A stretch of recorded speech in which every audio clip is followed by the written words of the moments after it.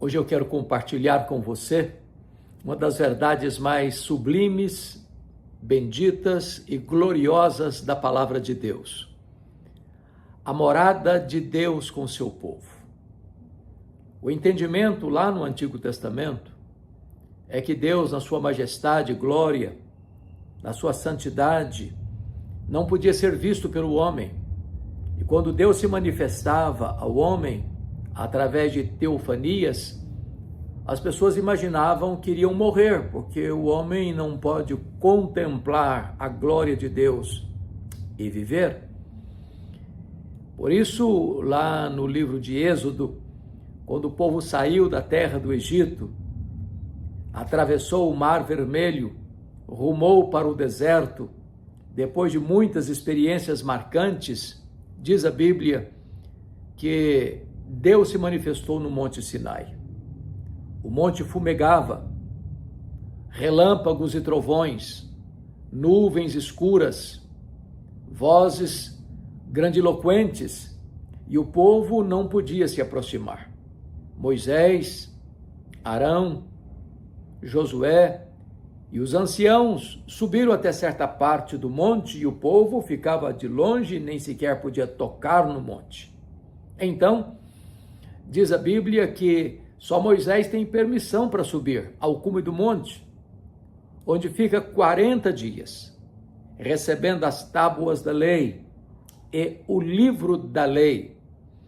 Então, agora Deus orienta Moisés, lá em Êxodo 25:8, da seguinte maneira: e me farão um santuário para que eu possa habitar no meio deles. Deus resolve vir morar com o seu povo, habitar com o seu povo, armar o seu tabernáculo no meio do povo. Isso era algo extraordinário, bendito, glorioso. E então Deus ordena que Moisés construísse um tabernáculo. Esse tabernáculo era o símbolo da presença de Deus no meio do seu povo. Esse tabernáculo deveria ser construído de acordo com o projeto dado por Deus.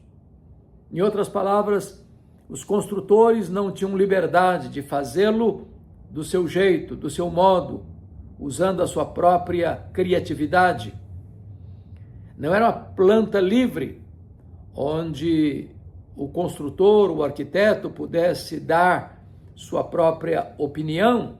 Ao contrário, eles deveriam seguir rigorosamente a planta deixada por Deus, o material ordenado por Deus, as formas deixadas por Deus. Não podia existir criatividade humana, tudo era fruto da revelação divina. Isto porque o tabernáculo aponta para Cristo e aponta para a igreja. Nós não podemos cultuar a Deus do nosso jeito, do nosso gosto, usando nossas preferências. O culto a Deus tem regras, normas claras, precisas. Não podemos adorar a Deus de acordo com a criatividade da nossa mente, mas segundo os preceitos da própria palavra de Deus. É claro que este tabernáculo, que este santuário que deveria ser construído, tudo ali apontava para Cristo. Tudo ali tinha um símbolo que remetia a Cristo e à sua igreja. Então, eu gostaria de repartir com você algo tão sublime, tão extraordinário, para a sua edificação, para o seu enlevo espiritual. E a primeira coisa que eu quero destacar é que este santuário seria feito de madeira de acácia. Acácia era uma madeira comum do deserto. Era uma madeira dura, retorcida, cheia de nós, difícil de ser trabalhada por um marceneiro, por um construtor. Mas a pergunta é por que Deus não resolve construir o tabernáculo com as madeiras nobres, como por exemplo, os cedros do Líbano, o cipreste, uma madeira mais firme, e resolve trabalhar com acácia? Porque a acácia seria um símbolo da nossa natureza humana, pecaminosa, rebelde, endurecida, difícil de lidar. Então Deus orienta Moisés a fazer o tabernáculo de madeira de acácia e ele deveria fazer tábuas iguais. Obviamente era preciso sair de machado em punho para cortar as árvores. Antes de você ser a habitação de Deus, o machado de Deus precisa passar, seccionando a sua vida, porque primeiro você morre em Cristo para ser depois morada de Deus. Note que as tábuas deveriam ser iguais. Isso porque as tábuas representam cada um de per si, cada um de nós, membros do corpo de Cristo. E no reino de Deus não tem maior, não tem menor. Nós não temos nenhuma qualidade ou característica que nos recomende como superiores aos outros. Todos somos iguais aos olhos de Deus. Todos nós somos pecadores. Todos nós que cremos em Jesus fomos redimidos pela graça sem qualquer mérito. Portanto, na igreja de Deus não tem caudilho, não tem chefe, não tem dono, não tem ninguém maior do que outrem. Aliás, o Senhor disse que quem quiser ser o maior, que seja o menor, porque no reino de Deus a pirâmide está invertida. Então esse é o primeiro aspecto da igreja de Deus, representado por essas tábuas do tabernáculo. As tábuas são cerradas literalmente iguais, porque não tem grande nem pequeno, nem rico nem pobre, nem doutor nem analfabeto, nem este nem aquele, todos somos iguais. A segunda característica é que estas tábuas deveriam ter engastes. Elas estavam não só juntas umas com as outras, mas conectadas umas às outras. Isso significa que nós somos um corpo, que nós temos aliança uns com os outros, que nós pertencemos uns aos outros, que nós estamos conectados uns aos outros. Não apenas próximos uns dos outros, mas aliançados uns com os outros. Isso é tão importante, porque a igreja é uma irmandade. A Bíblia chega a dizer que se um é honrado, todos devem se alegrar com ele, se um sofre, todos sofrem com ele. Isso porque nós somos um só rebanho, uma só igreja, um só corpo. Nós pertencemos a Cristo Jesus e pertencemos uns aos outros. Mas uma terceira característica é que estas tábuas deviam ser colocadas de pé e não deitadas, na vertical e não na horizontal. Isso reporta a postura da igreja, uma postura de ação, de trabalho, de combate, e não de dormir em berço esplêndido. A igreja não está acomodada, omissa, acovardada. Ela está num mundo que está posto no maligno como agência do reino de Deus. E diz a Bíblia que as portas do inferno não prevalecem contra ela, não no sentido de que o diabo é quem ataca a igreja e ela vai recuando, não. É a igreja que é ativa, que é dinâmica e que invade as portas do inferno. E o inferno não pode prevalecer contra ela. A igreja é esta agência do reino de Deus que leva este evangelho vitorioso, invadindo os antros do pecado, invadindo os territórios povoados pelo inimigo, saqueando de lá as vidas, tirando de lá, do império das trevas, aqueles que estavam escravizados para transportá-los para o reino da luz, o reino de Cristo Jesus, nosso Senhor. Mas ainda, há uma outra lição. Estas tábuas deveriam ser colocadas sobre bases de prata. E prata na Bíblia fala de redenção. As tábuas não deveriam ser colocadas em cima da areia do deserto, que é um símbolo do mundo. Então, nós estamos no mundo, mas não somos do mundo. Nós estamos no mundo, mas entre nós e o mundo existe uma base de prata, existe a cruz de Cristo Jesus, existe a redenção. De tal maneira que nós não estamos aqui como que aliançados com o mundo, sendo amigos do mundo, nos conformando com o mundo. Não. A Bíblia diz que aquele que quiser ser amigo do mundo constitui-se inimigo de Deus, que nós não devemos amar ao mundo, porque quem ama o mundo, o amor do Pai não está nele, que nós não devemos nos conformar com este século, com este mundo, mas transformarmos pela renovação da nossa mente em Cristo Jesus, de tal maneira que entre nós e o mundo existe uma base de prata, existe a cruz, existe a redenção pelo sangue do Cordeiro. Mas ainda há uma outra lição importante.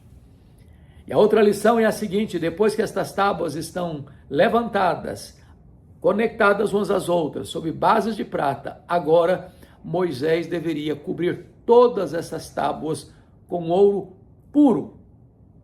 E ouro fala da glória de Deus. De tal maneira que quem olhasse para as tábuas de acácia, de madeira de acácia, não via mais acácia, só via ouro. E isso significa que, embora sejamos pecadores, nós estamos cobertos com a justiça de Cristo.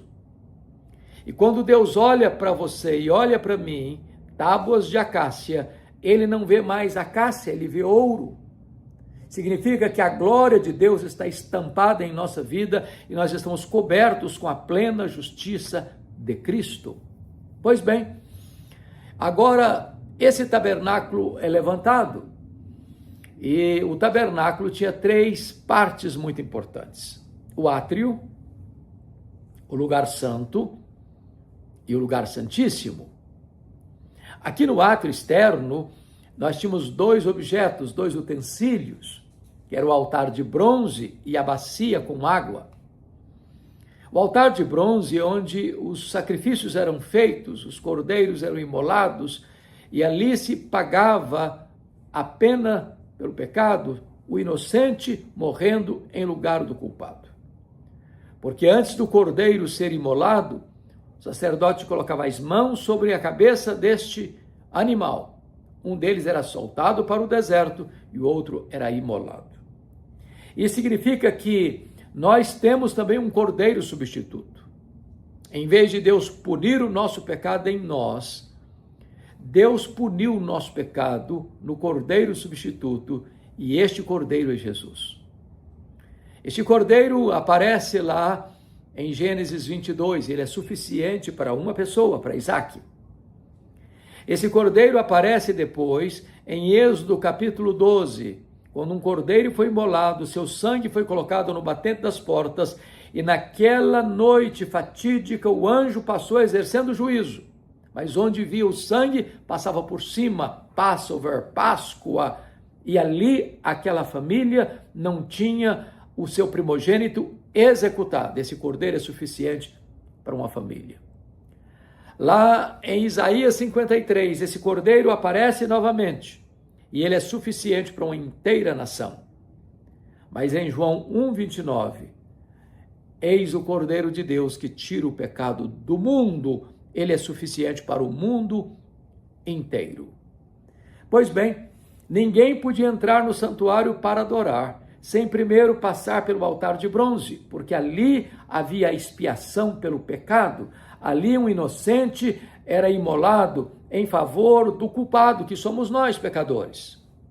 Então o sacerdote, depois de passar pelo altar de bronze, ele tinha que se lavar mãos e pés na bacia com água. E aqui está falando da purificação, da santificação. É preciso se preparar para entrar na presença de Deus, no lugar santo. E então o sacerdote não podia sair do altar de bronze e entrar imediatamente no lugar santo. Ele primeiro precisava lavar os pés e as mãos naquela bacia.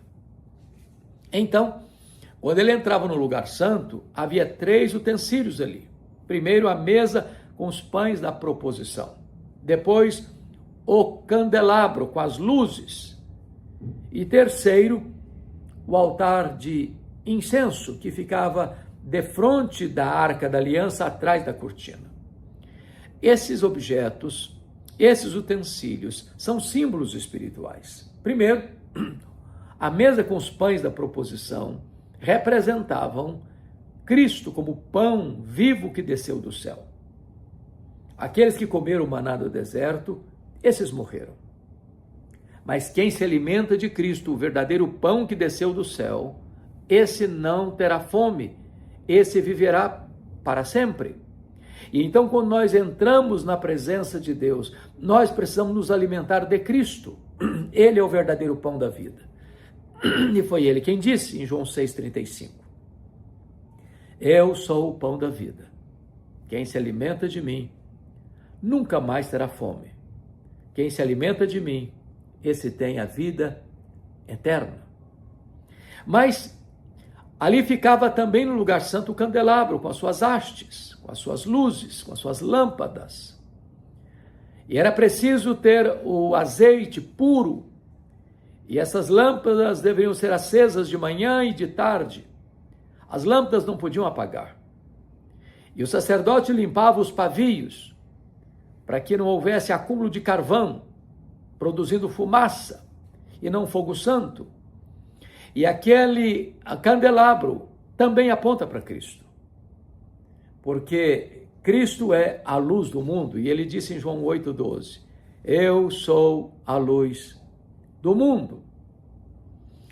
E também é um símbolo da igreja, porque em Mateus 5,14 está escrito, Vós sois a luz do mundo, Jesus apontando para a sua igreja. Então, aqueles que se alimentam de Cristo, brilham por Cristo, são testemunhas de Cristo, espargem a sua luz no mundo inteiro. Somos luzeiros a brilhar neste mundo de trevas. Mas também, lá estava, no lugar santo, o altar de incenso. O incenso que era aromático, o incenso que subia aos céus como aroma suave na presença de Deus.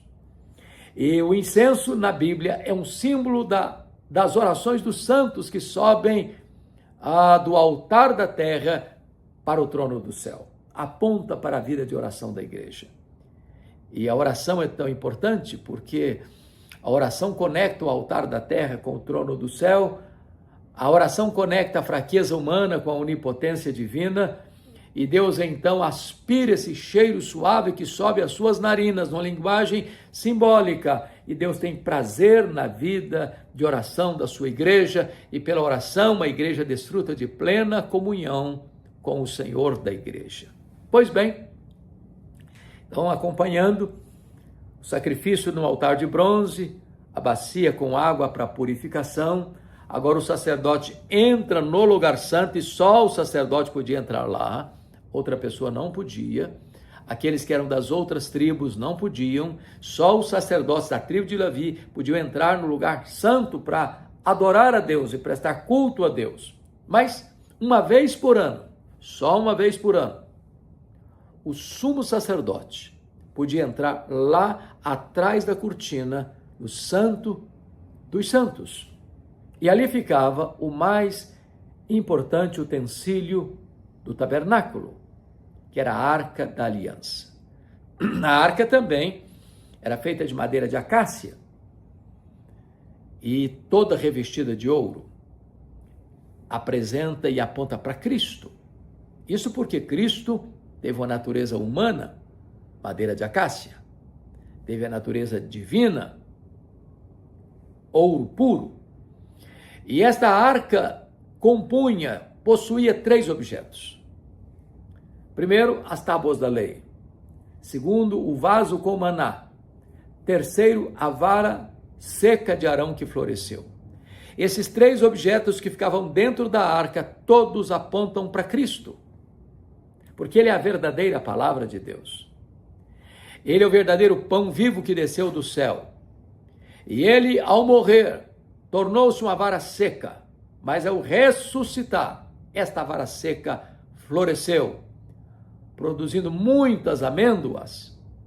Cristo entra na terra como o unigênito de Deus, e ele volta para o céu como o primogênito de Deus, porque agora todo aquele que crê no Senhor Jesus é feito seu irmão. Ele é o nosso irmão mais velho, o primogênito de Deus, e agora somos membros da família de Deus. O sumo sacerdote entrava, portanto, uma vez por ano no Santo dos Santos, e ali fazia o sacrifício na tampa da arca, o propiciatório, onde estavam os querubins, e ali a presença e a glória de Deus se manifestava. Pois bem, esse tabernáculo era móvel, e houve um tempo em que ele deixou de existir. Mas Deus orientou a Davi para construir o templo, e Davi preparou todos os utensílios para a construção do templo, mas ele não pôde construí-lo, porque era homem de guerra, mas o seu filho Salomão construiu o templo de Jerusalém, com os mesmos aspectos do tabernáculo. Mas o templo de Jerusalém também não foi permanente. Ele foi destruído 2 vezes. Primeiro em 586 a.C., por Nabucodonosor, e depois, no ano 70 depois de Cristo, o templo de Zorobabel, ampliado por Herodes o Grande, foi destruído por Tito Flávio, quando a cidade de Jerusalém foi invadida, atacada, e o templo foi arrasado, conforme a profecia de Jesus, não ficando pedra sobre pedra. Mas a Bíblia nos informa que Deus veio morar entre nós, na pessoa do seu Filho, porque diz a Escritura que o Verbo se fez carne e habitou entre nós, cheio de graça e de verdade, e vimos a sua glória, glória como do unigênito do Pai.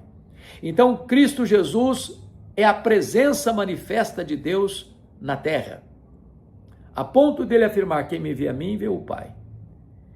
E a Bíblia diz que nele habitou corporalmente toda a plenitude da divindade. Ele é o resplendor da glória, a exata expressão do ser de Deus. Pois bem, mas Jesus viveu aqui, morreu na cruz, ressuscitou, voltou para o céu, derramou o Espírito Santo, e agora a Bíblia diz que o nosso corpo é o santuário, o santo dos santos, onde a glória de Deus assiste. Então, Deus veio morar conosco, e Deus veio morar dentro de nós. Nós somos o santuário do Espírito Santo. A verdade de Deus vem acompanhando esta revelação progressiva, e agora o Deus que tomou decisão: e habitarei no meio deles, me farão santuário para que eu possa habitar no meio deles. Você e eu somos o santuário de Deus, onde a glória de Deus habita, onde nós, então, transportamos esta presença de Deus. Que privilégio, que responsabilidade. Eu espero que esta mensagem da habitação de Deus entre os homens e de você ser transformado em santuário da morada de Deus, isso enche o seu coração de temor e tremor, mas ao mesmo tempo de santa alegria e regozijo. Se esta mensagem foi relevante para você, peço a você que compartilhe esta mensagem com seus amigos. Se você ainda não está inscrito em nosso canal, peço-lhe a gentileza de se inscrever e nos ajudar a levar esta mensagem a muitas outras pessoas. Deus abençoe poderosamente a sua vida.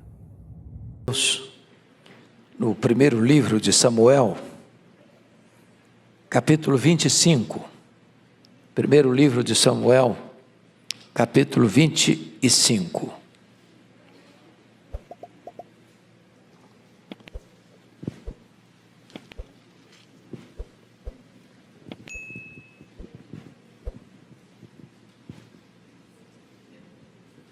A partir do versículo 2.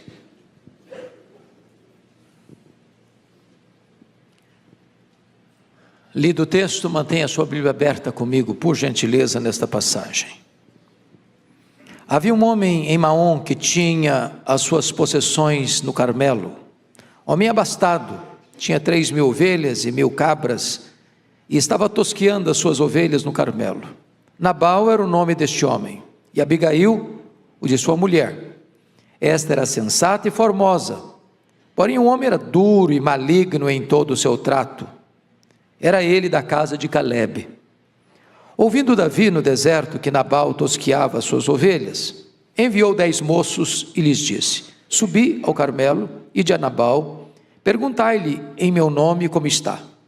Direis àquele próspero: Pai seja contigo, e tenha paz a tua casa, e tudo o que possuis tenha paz.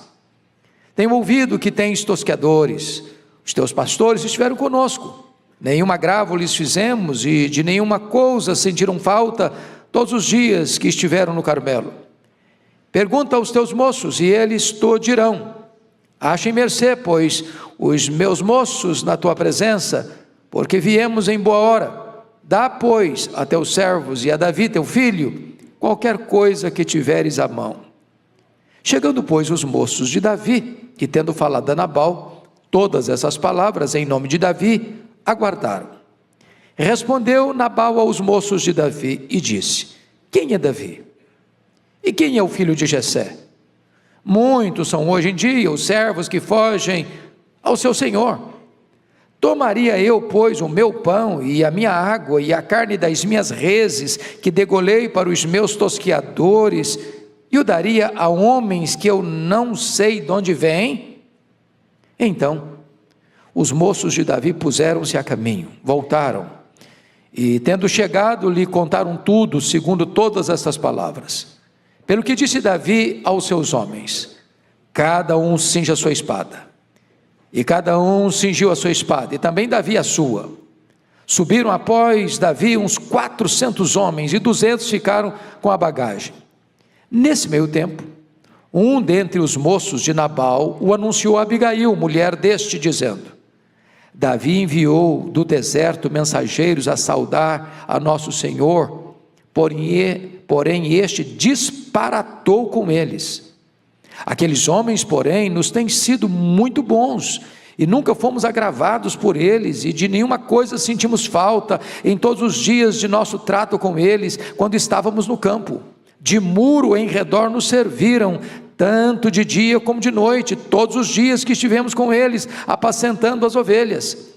Agora, pois, considera e vê o que hás de fazer, porque já o mal está de fato determinado contra o nosso Senhor e contra toda a sua casa, e ele é filho de Belial, e não há quem lhe possa falar. Então Abigail tomou a toda pressa 200 pães, 2 odres de vinho, 5 ovelhas preparadas, 5 medidas de trigo tostado, 100 cachos de passas e 200 pastas de figos, e os pôs sobre jumentos, e disse aos seus moços: ide adiante de mim, pois vos seguirei de perto. Porém nada disse ela a seu marido Nabal. Enquanto ela, cavalgando um jumento, descia encoberta pelo monte, Davi e seus homens também desciam, e ela se encontrou com eles. Ora, Davi dissera: com efeito, de nada me serviu ter guardado tudo quanto este possui no deserto, e de nada sentiu falta de tudo quanto lhe pertence. Ele me pagou mal por bem. Faça Deus o que lhe aprouver aos inimigos de Davi, se eu deixar ao amanhecer um só do sexo masculino dentre os seus. Vendo, pois, Abigail a Davi, apressou-se, desceu do jumento e prostrou-se sobre o rosto diante de Davi, inclinando-se até a terra. Lançou-se-lhe aos pés e disse: ah, Senhor meu, cai a culpa sobre mim. Permite falar a tua serva contigo, e ouve as palavras da tua serva. Não se importe o meu senhor com este homem de Belial, a saber, com Nabal, porque o que significa o seu nome ele é, Nabal é o seu nome, e a loucura está com ele. Eu, porém, tua serva, não vi os moços de meu senhor que enviaste. Agora, pois, meu senhor, tão certo como vive o Senhor e a tua alma, foste pelo Senhor impedido de derramar sangue e de vingar-te por tuas próprias mãos. Como Nabal, sejam os teus inimigos e os que procuram fazer mal ao meu Senhor. Este é o presente que trouxe a tua serva a meu Senhor. Seja ele dado aos moços que seguem ao meu Senhor. Perdoa a transgressão da tua serva, pois de fato o Senhor te fará casa firme, porque pelejas as batalhas do Senhor, e não se ache mal em ti por todos os teus dias. Se algum homem se levantar e te perseguir e buscar a tua vida, então a tua vida será atada no feixe dos que vivem com o Senhor teu Deus. Porém a vida dos teus inimigos, este a arrojará como se atira da cavidade de uma funda. E há de ser que, usando o Senhor contigo, segundo todo o bem que tem feito a teu respeito, e te houver estabelecido príncipe sobre Israel, então, meu Senhor, não será por tropeço, nem por pesar ao coração o sangue que sem causa vieres a derramar, e o te haveres vingado com as tuas próprias mãos. Quando o Senhor te houver feito bem, lembrar-te-ás da tua serva. Então Davi disse a Abigail: bendito o Senhor, Deus de Israel, que hoje te enviou ao meu encontro. Bendita seja a tua prudência, e bendita sejas tu mesma, que hoje me tolheste de derramar sangue, e de que por minha própria mão me vingasse. Porque tão certo como vive o Senhor, Deus de Israel, que me impediu de que te fizesse mal, se tu não te apressaras e me não vieras ao encontro, não teria ficado a Nabal até ao amanhecer, nenhum sequer do sexo masculino. Então Davi recebeu da mão de Abigail o que esta lhe havia trazido, e lhe disse: sobe em paz à tua casa, bem vês que ouvi a tua petição. E a ela atendi. Voltou Abigail a Nabal. Eis que ele fazia em casa um banquete, como banquete de rei. Seu coração estava alegre, e ele já muito embriagado, pelo que não lhe referiu ela coisa alguma, nem pouco nem muito, até ao amanhecer. Pela manhã, estando Nabal já livre do vinho, sua mulher lhe deu a entender aquelas coisas, e se amorteceu nele o coração, e ficou ele como pedra. Passados uns 10 dias, feriu o Senhor a Nabal, e este morreu. Ouvindo Davi que Nabal morrera, disse: bendito seja o Senhor, que pleiteou a causa da afronta que recebi de Nabal, e me deteve de fazer o mal, fazendo o Senhor cair o mal de Nabal sobre a sua cabeça. Mandou Davi falar a Abigail, que desejava tomá-la por mulher. Tendo ido os servos de Davi e Abigail no Carmelo, lhe disseram: Davi nos mandou a ti, para te levar por sua mulher. Então ela se levantou e se inclinou com o rosto em terra e disse: eis que a tua serva é criada para lavar os pés aos criados do meu senhor. Abigail se apressou, e dispondo-se, cavalgou um jumento, com as 5 moças que a assistiam, e ela seguiu os mensageiros de Davi, que a recebeu por mulher. Eu quero meditar hoje com vocês sobre o tema: tenha pressa para salvar a sua família.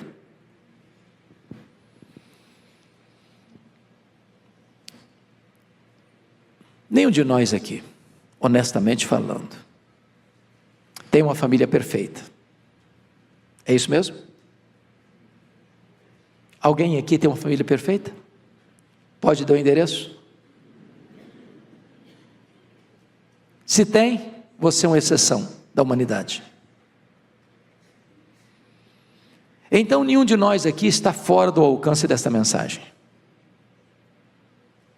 Há famílias muito complicadas, mas muito complicadas. Certa feita eu escutei a seguinte historiazinha: 3 moças chegaram no inferno. Horrorizadas com a situação, uma pegou o telefone e ligou para a mãe e falou 1 hora, lamentos, queixas, reclamações. Quando foi pagar a ligação telefônica, R$2.000, R$2.000. A segunda falou mais tempo, falou 2 horas, chorou, reclamou, lamentou. A hora que foi pagar a conta, R$4.000. A terceira falou o dobro das 2 primeiras. Falou, reclamou, falou palavrão, falou tanta coisa. Quando foi pagar a conta, o telefonista disse: não, é de graça, não tem nada para pagar não. Mas como não? As outras falaram mesmo que eu, pagaram tanto assim? Não, é que ligação local aqui é de graça. A casa dela era o próprio inferno. Aqui nós estamos diante de uma situação muito complexa. O contexto aqui é que Samuel acabara de morrer. Saul está numa empreitada contumaz para matar Davi. Davi não tem para onde fugir mais, nem para desertos, nem para cidades, nem para cavernas. E agora Davi está no deserto de Maom. Ali tem um fazendeiro, maior fazendeiro da região. A Bíblia diz que ele era um camarada muito aquinhoado, muito abastado. Ele tinha 3.000 ovelhas, 1.000 cabras. E Davi ficou lá nesse deserto, junto com os funcionários dessa fazenda, servindo de muro protetor, para que nenhum terrorista do deserto atacasse esse fazendeiro, ou roubasse suas cabras ou suas ovelhas. E um dia, sabendo que esse fazendeiro Nabal estava tosquiando as ovelhas, Davi escolhe 10 moços para ir à casa de Nabal, falando para Nabal do que ele atendeu aos seus servos, de como cuidou dos seus rebanhos naquele deserto, para que nenhum agravo lhe acontecesse. E Davi, que vivia fugindo do sogro para aqui, para ali, para acolá, sem recursos, sem alimentos, mandou um pedido: olha, o que você tiver na sua mão, nos ajude, dê uma oferta para a gente, nós precisamos de socorro. E quando Nabal escuta essa conversa, esses 10 emissários de Davi, desbarata com eles, maltrata-os, afronta-os, e ainda insolentemente pergunta: mas quem é esse Davi, esse filho de Jessé? É um rebelde que deve ter abandonado o seu senhor, e maltratou os emissários de Davi. Eles retornam a Davi, dão um relatório.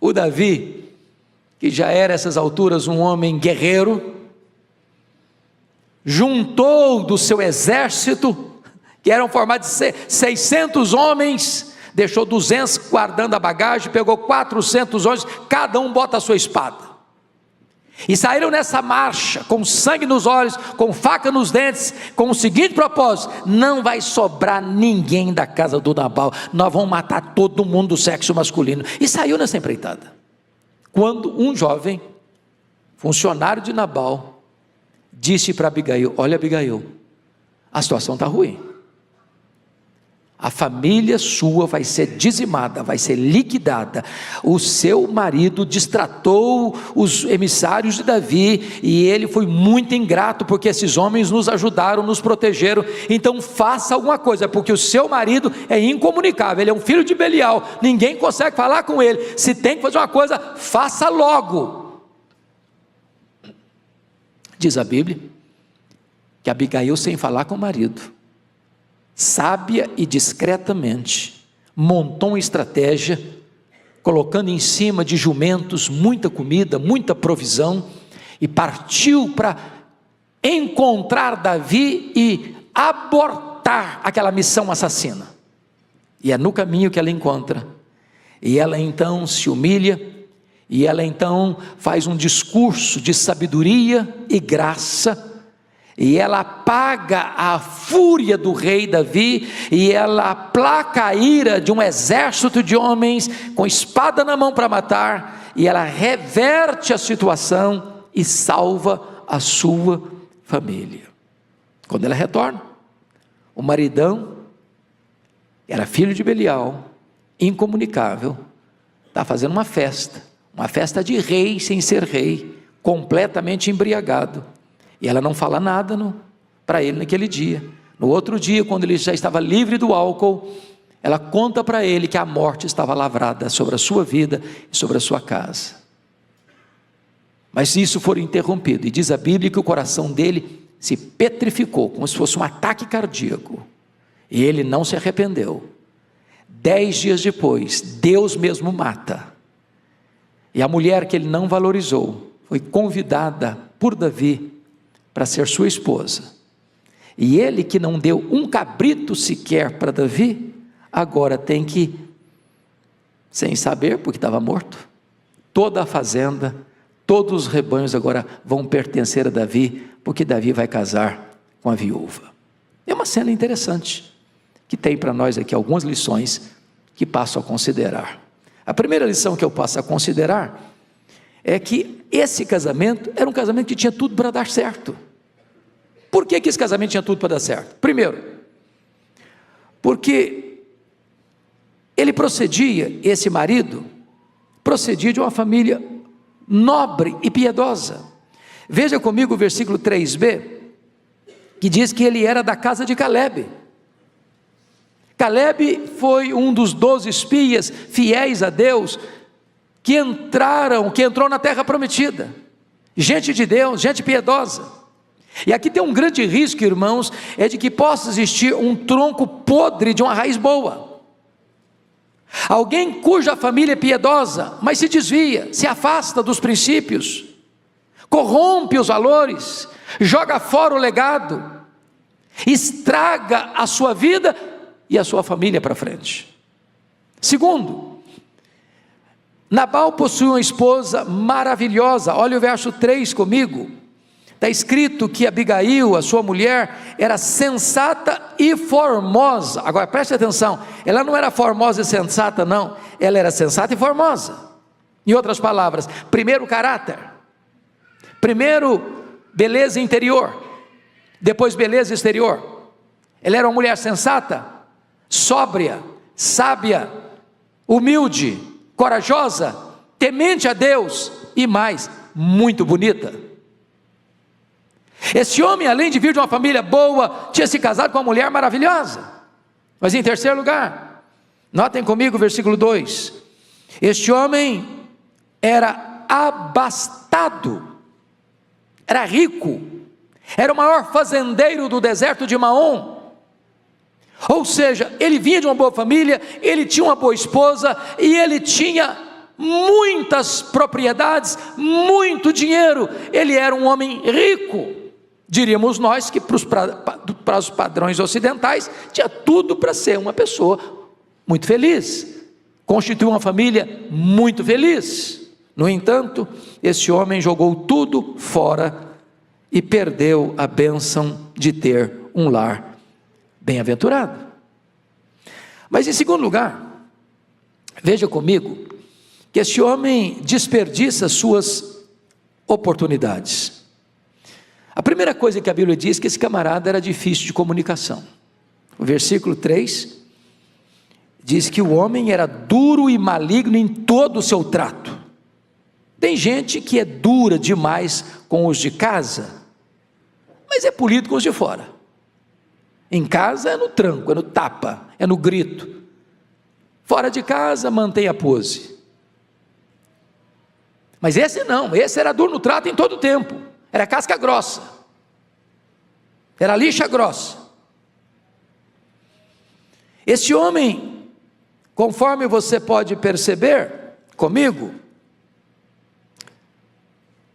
no verso 25, ele tinha um temperamento insuportável, porque a própria mulher tem que admitir, porque o que significa o seu nome, ele é, Nabal é o seu nome, e a loucura está com ele. É um camarada maluco, quem fica perto dele adoece. Terceiro, esse homem é avarento. O versículo 14 nos informa algo impressionante. Aliás, versículo 11, olha aí: tomaria eu, pois, o meu pão, a minha água e a carne das minhas reses que degolei para os meus tosqueadores e os daria a homens que eu não sei de onde vem. Note que a palavra meu predomina. Avarento, ele tem para ele, não distribui nada, não dá nada, não compartilha nada. É alguém que é amante do dinheiro. Mas mais do que isso, esse cidadão é ingrato. O versículo de número 21, veja você comigo, na parte final: ele me pagou mal por bem. Ele recebeu benefícios de Davi, Davi protegeu os rebanhos dele, protegeu os funcionários dele, e agora quando Davi precisa de uma ajuda concreta, real, ele nega essa ajuda. Ingrato. Mas mais do que isso, esse homem é um homem que tem mania de grandeza. Olha o versículo 36 comigo: eis que ele fazia em casa um banquete, com um banquete de rei. Ô gente, uma coisa é ser rico, outra coisa é, usando a riqueza, ainda achar que é mais do que é. Porque banquete de rei é banquete de rei. Ele está querendo impressionar. Os banquetes dele não era para se aproveitar, era para se expor, para dizer: eu sou maior que de fato sou. Exibicionista, fanfarrão. Mas mais do que isso, diz o texto, no versículo 36 ainda, que ele estava muito embriagado. Ele era um cidadão completamente fora do controle emocional, mental, para tomar decisões, vencido pelo álcool. Pois bem, o que acontece com isso? Esse camarada tinha tudo para ter uma família feliz, mas estragou tudo, arrebentou com tudo. Primeiro, porque o dinheiro não é suficiente para fazer ninguém feliz. Segundo, porque onde não tem comunicação saudável, a família se arrebenta. Terceiro, porque onde tem, meus amados irmãos, ingratidão, injustiça, aí a bênção de Deus não vem. Não vem. E quarto, porque onde a bebedeira está presente, a lucidez vai embora. E hoje o álcool tem sido um destruidor de casamentos e de famílias. Eu acho que todos vocês conhecem a famosa lenda árabe acerca da parreira de uva.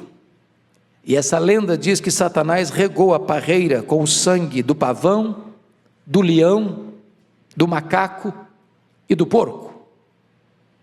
Quando a pessoa começa a beber, ela se sente forte como um leão. Depois, ela acha que ela é bonita, como um pavão. Depois, numa outra fase, já começa a fazer macaquice.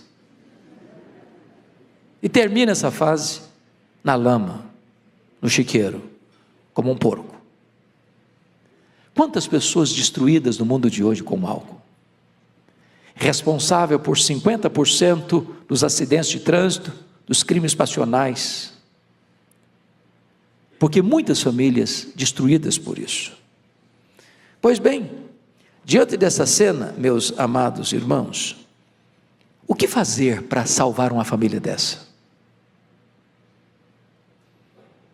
Hoje de manhã nós falamos sobre as mães, até que ponto elas influenciam os seus filhos, mas até que ponto uma mulher influencia a sua casa, o destino da sua família. E aqui vamos ver o retrato de Abigail.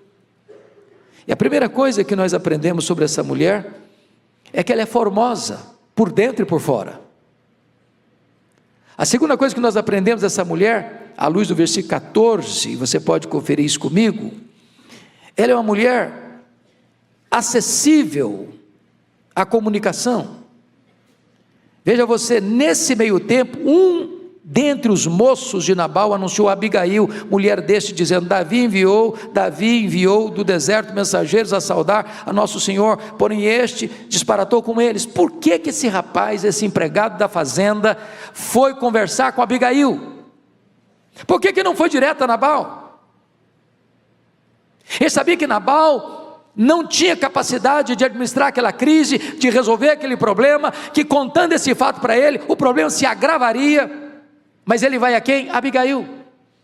Ela tem acesso, ela é comunicável, ela é sensata, ela é sábia, ela vai ter um plano para salvar a família de um desastre. A Bíblia diz que ela é sábia. Verso 18 define isso. Então, logo em seguida essa comunicação, então Abigail tomou a toda pressa uma provisão abundante para suprir a necessidade do exército de Davi. Se você conferir comigo o versículo de número 24, lançou-se-lhe aos pés e disse: Ah, Senhor meu, caia a culpa sobre mim, permita-te falar a tua serva contigo e ouve as palavras da tua serva. Daqui a pouquinho essa mulher é conselheira do rei. Essa mulher aplaca a ira de um exército. Essa mulher reverte um quadro de sentença de morte sobre a sua família. Sabedoria. Mais do que isso, essa mulher, ela é temente a Deus. Versículo 32, Davi reconhece isso: bendito seja o Senhor Deus de Israel, que hoje te enviou ao meu encontro. Versículo 33, bendita a tua prudência e bendito sejas tu mesma, que hoje me tolheste de derramar sangue, de que por minha própria mão me vingasse. Meus amados irmãos, para salvar a família, é preciso ter prudência, sabedoria, pressa, temor a Deus. Então, dito isto, eu gostaria de tirar daqui algumas lições para o nosso ensino nesta noite. Em primeiro lugar, na hora da crise, não se pode negar o princípio da fidelidade conjugal. Olha comigo o versículo 36, por favor. Você pode ler o verso 33 em voz alta comigo? Toda a igreja, por favor, vamos juntos? Voltou Abigail a Nabal. Só até aqui. Pense em você agora como um conselheiro matrimonial. Chega a dona Abigail. Ela diz: meu marido é filho de Belial, é filho do demônio. Meu marido é rude, casca grossa, não trata bem ninguém. Meu marido é um farrista. Meu marido é um camarada que quer ser mais do que é. Ele dá festa de rei sem ser rei. Meu marido fica chapado, bêbado ao extremo. Você, que conselho daria a dona Abigail?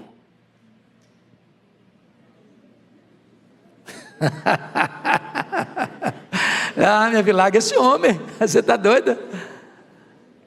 Larga esse cara, larga esse traste, abandona esse homem, arruma outro, recomeça a vida. Não dá futuro não.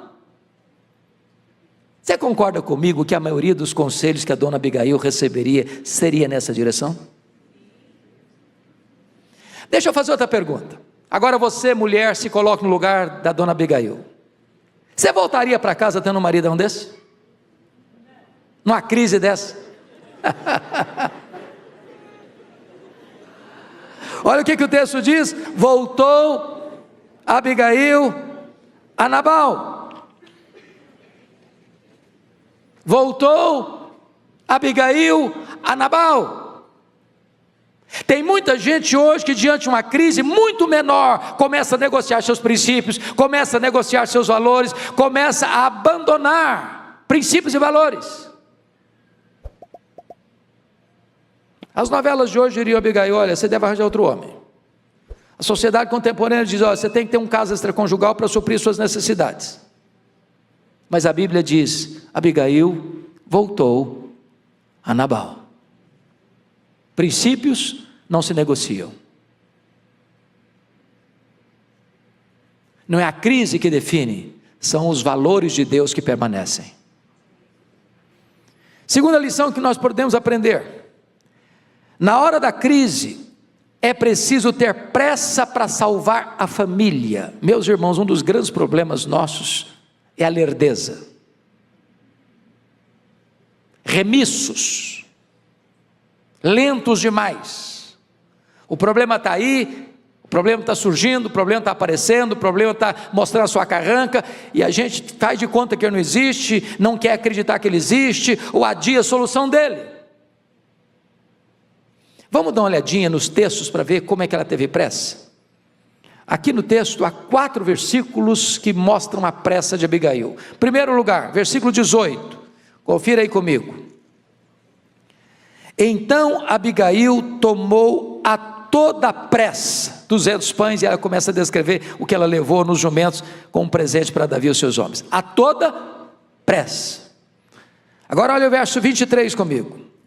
Vendo, pois, Abigail a Davi, apressou-se. Eu acho que ela deu uma esporada no jumento, falou: vamos embora, corre, né? Pressa para encontrar com o homem, para resolver o problema. Terceiro texto, Verso 34, olha aí. Porque, agora é Davi que está falando para ela, porque tão certo como vive o Senhor, Deus de Israel, que me impediu de que te fizesse mal, se tu não te apressaras e me não vieras ao encontro, não teria ficado a Nabal até ao amanhecer, nenhum sequer do sexo masculino. O cara falou para ela, falou, Abigail, o negócio é grave, é sério, você tem que fazer alguma coisa, e fazer rápido. Não, amanhã a gente resolve isso. Hoje tem festa aqui em casa, meu marido está dando um churrasco, tem muitos convidados, e eu estou precisando cuidar aqui dos nossos convidados. Hoje não dá, amanhã a gente pensa nisso. Amanhã seria tarde demais. Naquela noite o Davi estava vindo com 400 homens armados para matar Nabal, para matar os homens, os meninos, todo o sexo masculino da casa de Nabal. Uma tragédia, uma chacina teria acontecido. Pressa, pressa. Olha o verso 42. Agora o problema já está resolvido, o maridão não quis ouvir Deus, não quis saber da repreensão, e o próprio Deus o matou. Agora o Davi manda um recado lá, falou, eu quero que você venha para ser minha esposa. 42, Abigail se apressou, e dispondo-se, cavalgou um jumento, com as 5 moças até encontrar Davi. Uma mulher que tem o quê? Pressa. Eu pergunto a você nesta noite, você tem tido pressa para socorrer sua família, para ajudar sua família, para ver sua família salva? Quando eu olho para a Bíblia, eu vejo um homem que não teve pressa, chamado Eli. Ele viu os problemas acontecendo debaixo da barba dele, dos olhos dele. Seus filhos, ele não corrigiu, ele não exortou, e os filhos morreram. E porque ele não exortou seus filhos, 30.000 homens morreram. Só no segundo período, porque no primeiro foram 4.000, 34.000 pessoas morreram, porque um pai não teve pressa para acertar os problemas da sua casa. Terceira lição que nós aprendemos com Abigail: na hora da crise, é preciso ter uma postura humilde. Olha comigo os versos 23 e 24, por favor. Vendo, pois, Abigail a Davi, apressou-se, desceu do jumento, prostrou-se sobre o rosto diante de Davi, inclinando-se até a terra, lançou-se-lhe aos pés. Ah, Senhor meu, cai a culpa sobre mim. Ela poderia ter chegado, mulher de fazendeiro, tinha um certo poder. Falou, olha, eu vim aqui, Davi, e eu estou vendo você armado, com seus homens armados, eu quero que você vá lá e dê uma boa coça no meu marido, que ele merece. Aquele cara está passando dos limites. Aliás, eu não estou aguentando mais. Ou ela poderia falar, que é isso, Davi? Rapaz, você é o futuro rei de Israel, você é rei, Deus constituiu você um príncipe, você tem uma casa que vai permanecer, ou seja, Deus vai te dar uma dinastia permanente. Você, rapaz, com 400 homens para guerrear com um homem só bêbado, que é isso? Que exagero! Põe isso no seu lugar, Davi, recomponha esse homem. Não, ela não foi nem fazendo discurso, nem exibindo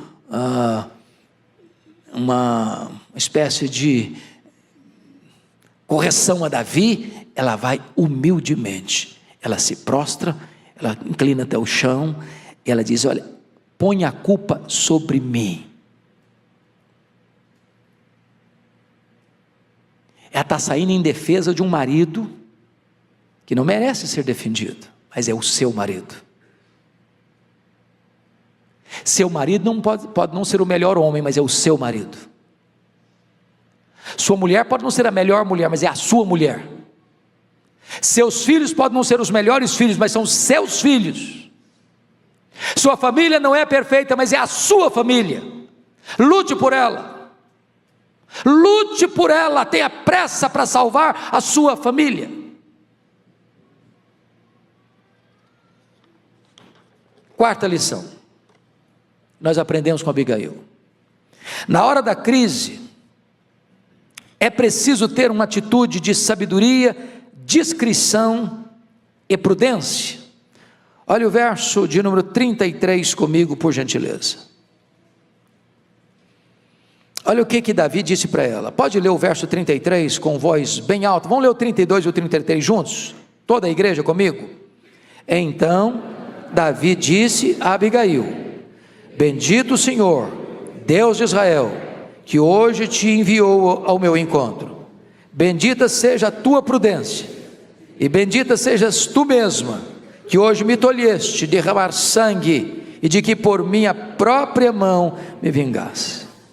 Davi está reconhecendo uma coisa: se Abigail não tivesse abortado a missão assassina que estava no coração dele, o reinado dele estaria maculado, as mãos dele estariam manchadas de sangue inocente, isso seria uma mácula no seu governo. E Deus usou uma mulher, com a sensatez dela, para impedir uma tragédia, uma chacina. Veja você que na hora das dificuldades da família, foi Abigail que foi procurada. Então me permita uma perguntinha aqui: quando a coisa pega lá na sua casa, quando a crise chega, quem as pessoas procuram para resolver o problema? Você é uma pessoa acessível? Você é uma pessoa comunicável? Você tem sabedoria? Você tem urgência, humildade para resolver o problema? Agora notem vocês, por gentileza comigo, nos versículos 18 e 19. Aliás, lá no versículo 19, na parte final, na medida que ela está tomando, porque a ordem é: olha, considera o que hás de fazer, porque já o mal está decretado. E aí o versículo 19, a parte B diz assim: porém nada disse ela a seu marido Nabal. Nós chamamos isso de prudência e de discrição. Imagine se Abigail não fosse uma mulher sábia. O que ela faria? Ela ia quebrar o pau com ele. Falei: rapaz, você é irresponsável, né?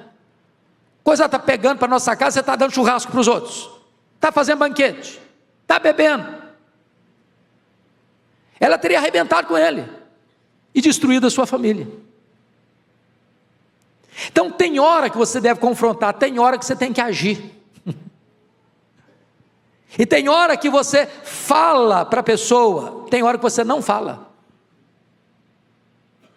Tem hora que o silêncio é o discurso mais eloquente que você pode fazer na vida. Ela não falou nada com ele, nem na ida e nem na volta, que quando ela volta com o problema resolvido, o maridão está bêbado, e ela não falou nada. Discrição. Outra coisa importante, dos versos 24 a 26, ela faz um discurso planejado, elaborado para Davi, defendendo o reinado de Davi, dizendo como Deus o escolhera e como Deus haveria de firmar a sua casa, a sua dinastia, e ele, rei, tinha que cuidar da imagem deste reino que viera das próprias mãos de Deus, e ele não podia agir como um homem vingativo. Aqui é uma conselheira do rei. E mais, o que ela demonstra mais? O problema do seu marido foi avareza. Eu não vou pegar das minhas ovelhas, das minhas reses que eu imolei para mim, para os meus homens, e dar para quem eu nem sei quem é. E ele sabe quem é assim. Está humilhando Davi. A mulher faz o contrário. Agora eu peço que você veja comigo, por gentileza, porque ela albardou não um jumento, mas vários jumentos para levar a comida. Veja você, por gentileza, no verso 18: e pôs sobre jumentos, não é um, são vários, porque tem 600 homens com suas famílias. Ela está levando uma provisão farta. Ou o que significa isso? É generosa. Meus irmãos, tem muita gente que é rica, mas não é generosa. Tem gente que retém só para ele, só para ele. Isso era Nabal, mas Abigail não. Então deixa eu dizer uma coisa para vocês, a gente tem que aprender a ser generoso. Se Deus dá para nós mais do que nós precisamos, vamos repartir com quem não tem. Não vamos fechar a nossa casa, a nossa porta, a nossa mão, o nosso bolso, quando alguém de fato necessitado nos pede um socorro. E não é o supérfluo, é para comer, é para sobreviver. Mais do que isso, essa mulher se põe na brecha como pacificadora. Olha comigo, por gentileza, o verso 26. Verso 26.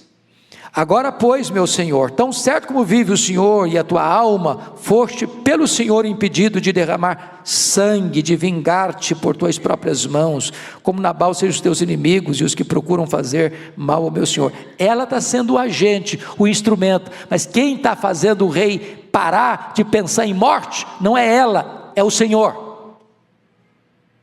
Mas notem vocês ainda, no verso 28, o que está escrito: perdoa a transgressão da tua serva, pois de fato o Senhor te fará casa firme, porque pelejas as batalhas do Senhor, e não se ache mal em ti por todos os teus dias. Ela não está acalmando só agora não, ela está acalmando para o futuro. Ela é o quê? Uma pacificadora. Qual o resultado desta industriosa orientação que ela dá ao rei? O resultado está aqui. Ela é elogiada no verso 33, benditas seja a tua prudência, e bendita seja tu mesma. Deus é exaltado, versículo 32, então Davi disse: bendito o Senhor Deus de Israel. Terceiro, o mal é estancado, no verso 33, que hoje me impediu, me tolheu de derramar sangue. E quarto, a paz é estabelecida, no verso 35, Davi disse: sobe em paz a tua casa. Uma tragédia é evitada por uma mulher que age com sabedoria. Então, eu quero já fechar para dizer para você 3 coisas. Primeiro, na hora da crise, é preciso colocar sua confiança em Deus. Versículo 26. Agora, pois, meu Senhor, tão certo como vive o Senhor e a tua alma, foste pelo Senhor impedido. Em quem ela está confiando para resolver o problema? O Senhor. Ela poderia confiar no dinheiro dela. Ela era esposa do maior fazendeiro da região. E disse: olha, Davi, se você abortar essa missão assassina, eu vou trabalhar para que você, ficando aqui no deserto de Maom, nunca mais falte provisão para você. Dinheiro não nos falta, recursos não nos falta. Eu vou confiar no meu dinheiro, vou criar uma estratégia para confiar no dinheiro. Não, ela não fez isso. Ela poderia também confiar na beleza dela, era uma mulher muito bonita. E o Davi, mesmo com faca nos dentes e com sangue nos olhos, percebeu que ela era uma mulher bonita, por dentro e por fora. Tanto é fato que quando ela ficou viúva, ele não esperou muito tempo para não surgir outro candidato. O cara é esperto. Ela colocou sua confiança exclusivamente no Senhor. No Senhor. Se o Senhor não edificar a casa, em vão trabalham os que edificam. Então, como é que termina essa história? Termina essa história que o Davi acalmou o coração, os 400 homens acalmaram o coração. Em vez de continuar a jornada para matar o Nabal e a sua família, eles receberam os presentes, foram degustar os aperitivos que ela tinha preparado para eles, e ele dá uma ordem para ela. Qual é a ordem que ele dá para ela? Sobe em paz a tua casa, fique tranquila, eu não sou uma ameaça mais para a sua família, sobe em paz. Ela chega, o cara está bêbado, ela não fala nada. No outro dia, Ela vai dizer para ele o que aconteceu. E diz a Bíblia que o coração dele se amorteceu e ficou ele como uma pedra. Os estudiosos dizem que ele teve um ataque cardíaco. O medo, o pânico. Mas não o arrependimento. 10 dias ele não se quebrantou. Duro no trato. Filho de Belial. Não emendou seus caminhos. Então uma frase muito pesada. No versículo 38. Você pode ler o 38 comigo? Vamos juntos? Passados uns 10 dias, feriu o Senhor a Nabal e este morreu. Quando este morreu, o Davi mandou falar a Abigail que desejava tomá-la por mulher. E algumas cenas até engraçadas, porque o cara que não quer dar um cabrito, uma ovelha, para atender à fome de um exército que está fugindo do rei Saul, que cuidou de todo o rebanho, agora o Davi, que não recebeu nenhum cabrito, é o dono da fazenda. É o dono da fazenda. Ele casa com a viúva, que é a proprietária de tudo.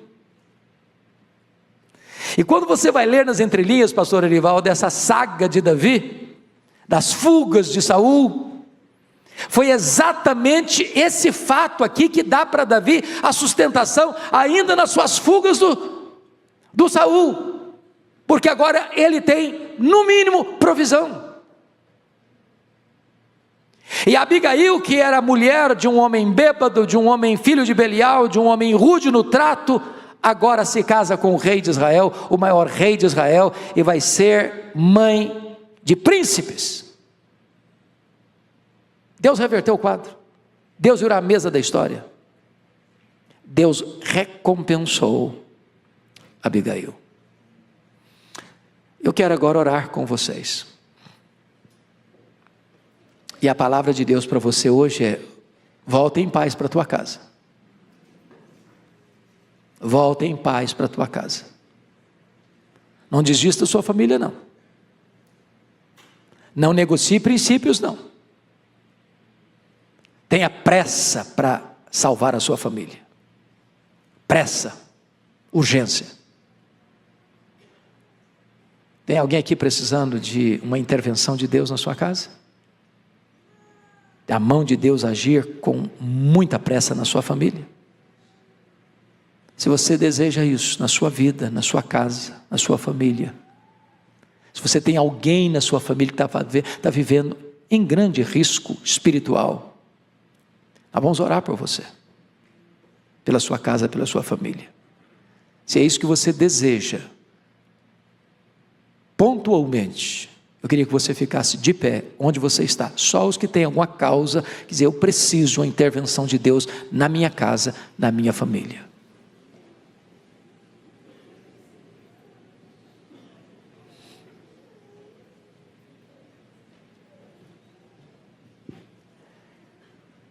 Ó Deus bendito, acabamos de ouvir a Tua palavra. Esta narrativa bíblica, essa história de uma família que estava na iminência de ser eliminada, e que pela prudência de uma mulher, pela pressa de uma mulher, de uma mãe, de uma esposa, a situação foi revertida, e ela pôde voltar em paz para sua casa. Ó meu Deus, Tu conheces cada pessoa que está aqui hoje, cada marido, cada mulher, cada pai, cada mãe, cada filho, cada filha, cada avô, cada avó. Ó meu Deus, em nome de Jesus, Tu conheces a nossa vida, Tu conheces a nossa casa, Tu conheces a nossa parentela, Tu sabes aqueles que estão à nossa volta, que são